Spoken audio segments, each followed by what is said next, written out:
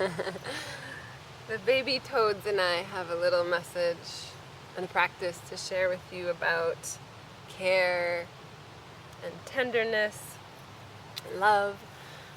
We have a new moon in Cancer coming up in a little less than a week.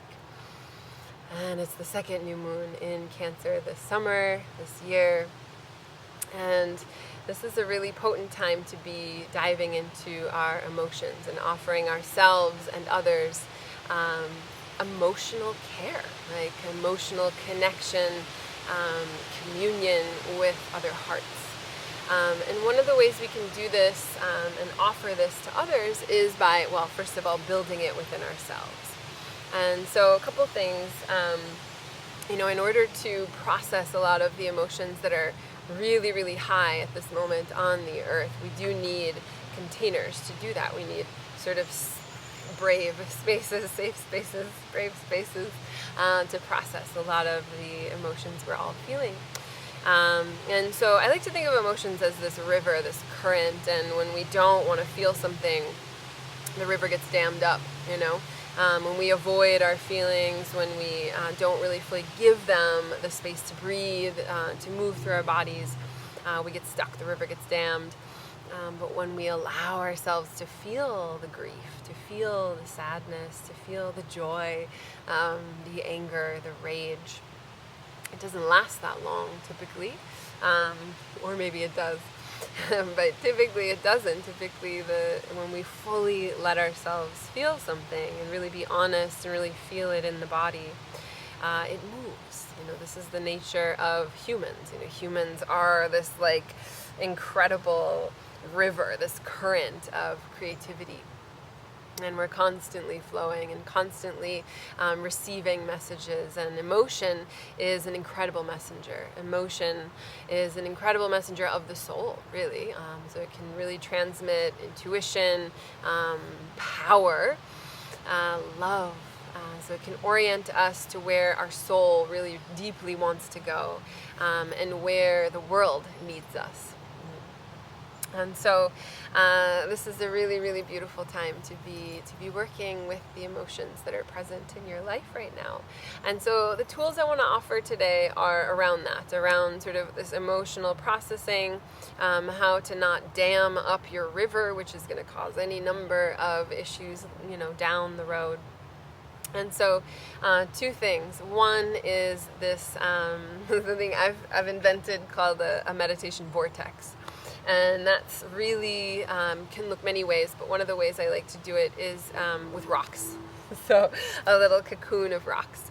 And this one I did not build, but I have added my own little stones around me in a circle.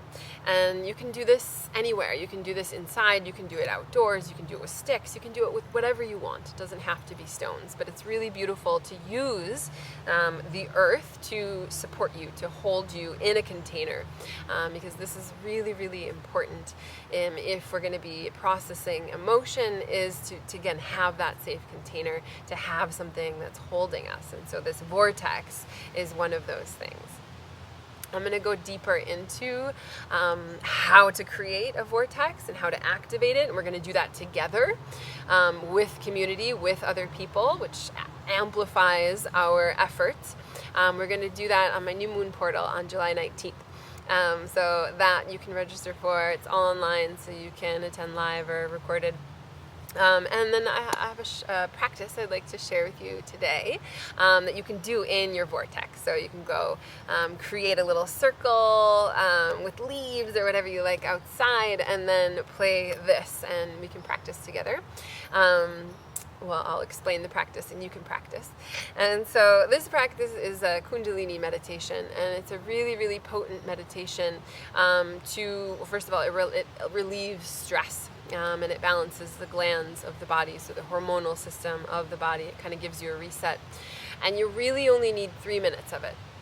And one of the things I love about yoga, and Kundalini in particular, is mantra. And so the mantra we're going to be chanting is Sat Nam. And Sat Nam means I am truth, or truth is my identity. So This is really anchoring us and allowing every single cell of our body to vibrate with truth, to vibrate with who we deeply are. And this energy of Satnam, the yogis talk about, everything in existence is vibrating this mantra. And so not only does it connect us to our truth, but it connects us to all of life. And so we realize that we are not separate, that we are absolutely interdependent on each other. We come into the world hungry and cold and crying, right? And we live because others care for us. And this is the whole truth of life, And so the mantra allows us to remember this and reminds us that we are part of this web and this river. And what I love about mantra is that you can bring all of your neuroses, all of your emotional sort of, tension and anger and all of the sticky parts in you that don't know where to go throughout the day. We go through the day kind of trying to hold ourselves together in these human shapes, and a meditation practice allows us to just fall apart for a while. And it gives us the container to be able to do that in a safe and protected space. And so we can build this ourselves. And so this meditation, this mantra, is a mantra where you can sort of give your pain to it. Right? And so anything that you're experiencing, the mantra is this current. It is very much a river of energy, a river of vibration that we can join with. And so we don't have to hold the pain ourselves. It's big, right? We can see that. There's a lot of pain, suffering, grief happening in the world right now. And we don't have to hold it alone. And this meditation reminds us of that. It connects us to each other. It connects us to truth. And so you're going to hold the hands you're going to open the palms, stick the thumbs out, and you're going to bring the right hand in the left, cross. And then cross the left thumb into the right palm, and then the right thumb on top of the left thumb. And then you can just hold, I'm getting bit by mosquitoes, you can just hold this mudra right at the heart. And so the fingers sort of curl, and it kind of gives you a little sweet feeling, like you're holding your own heart, holding your own tenderness. And we're going to chant the meditation. So you're going to chant the meditation when you're here. So it's a long sat and it's a short nam. So it sounds like this.